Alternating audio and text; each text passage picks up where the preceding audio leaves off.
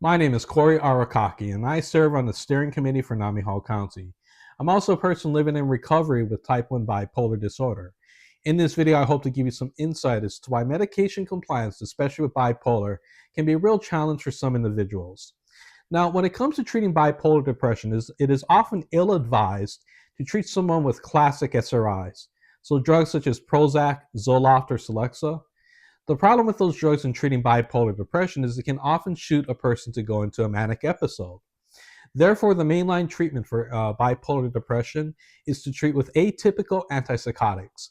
So, drugs such as Seroquel, Zyprexa, or Latuda, for example, are all drugs that have been indicated to help alleviate the depressive symptoms of bipolar. And another thing, too, is that the side effects of these antipsychotic medications can be very debilitating. So it can really slow down one's ability to think. It can cause a shuffling gait called akathisia. And it can also cause things such as extreme weight gain.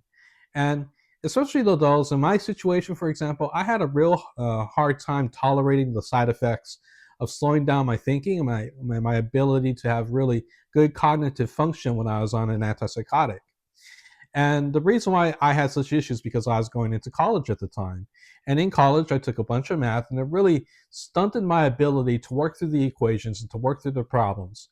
So if you're a college student, and it doesn't have to be applicable only to mathematics, it can be things such as philosophy, the arts, dancing, or any other subject that requires real creative thinking, that ability to blunt someone's thought processes can really interfere with someone's functioning in school. And that's why, especially in my case, I will admit that I was not very compliant with my meds because I always wanted to stay up and finish my assignments and get good grades. And I found that the workaround to that was not to consistently take the medication as prescribed. And that inconsistency often brought out manic episodes because my brain wasn't very well regulated at that point. So as time moved on, I was able to finally find a good therapeutic mix of medication to really alleviate both the bipolar depression as well as the bipolar mania.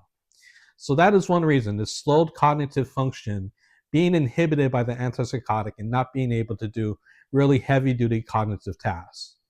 Another issue with, especially when it came to the antipsychotics, was extreme weight gain. So in 2011, I was in a hypomanic or manic episode, and during that time, they started to treat me with a higher dose of antipsychotic called Zyprexa.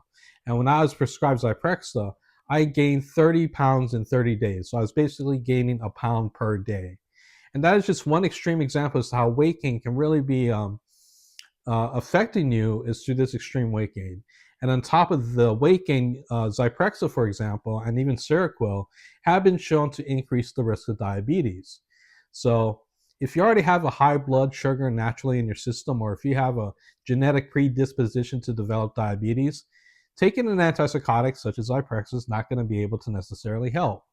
So what you have to do is you have to work really closely in tandem with your prescriber. It can be a nurse practitioner, a psychiatrist, or any other type of a psychiatric health nurse. You really have to work with your prescriber to mitigate both the side effects of these medications. And it could take quite a long time for you to find the right mix. Because often in bipolar disorder, you will also be given a mood stabilizer on top of that. So common mood stabilizers include Depakote, lithium, or Tegretol.